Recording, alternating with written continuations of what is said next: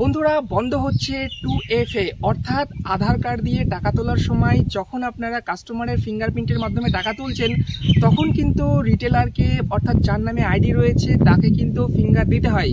Log in করার সময়তেও finger লাগে, আধারের মাধ্যমে টাকা তোলার সময়তেও কিন্তু ফিঙ্গার লাগে। তো এই 2FAটা কিন্তু বন্ধ করতে চলেছে বন্ধুরা। তো এটা কিন্তু খুবই একটা ভালো নিউজ। আগামী কিন্তু 1 জুলাই থেকে কিন্তু এই 2FA সার্ভিসটা বন্ধ হয়ে যাবে। এর ফলে কিন্তু আপনাদের কাজের যে স্পিড অনেকটা বেড়ে যাবে।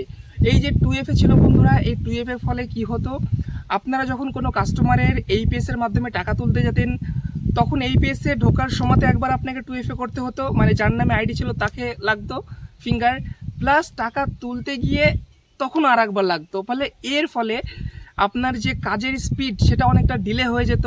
হ্যাঁ, তো এই সমস্যাটার সমাধানের জন্য কিন্তু ব্যাংকগুলো সিদ্ধান্ত নিয়েছে, NPCI সিদ্ধান্ত নিয়েছে যে এই যে 2FA রয়েছে বন্ধুরা, অর্থাৎ 2 ফ্যাক্টর অথেন্টিকেশন যেটাকে আমরা বলছি, এইটা কিন্তু বন্ধ করে দেওয়া হবে।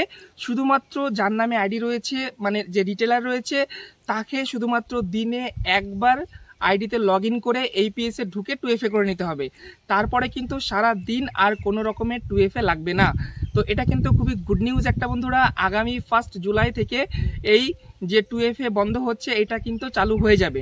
তো এটা কিন্তু সমস্ত কোম্পানির APS রিটেলারদের জন্যই কিন্তু মানে কার্যকর হবে। বিশেষ করে এই নিউজটা সবার আগে দিয়েছে ইজিপে। তো যারা ইজিপে রিটেলার রয়েছেন তাদের জন্য তো ভীষণ একটা গুড নিউজ রয়েছে বন্ধুরা। আপনাদেরকে আর কিন্তু 2FA এখানে দিতে হচ্ছে না।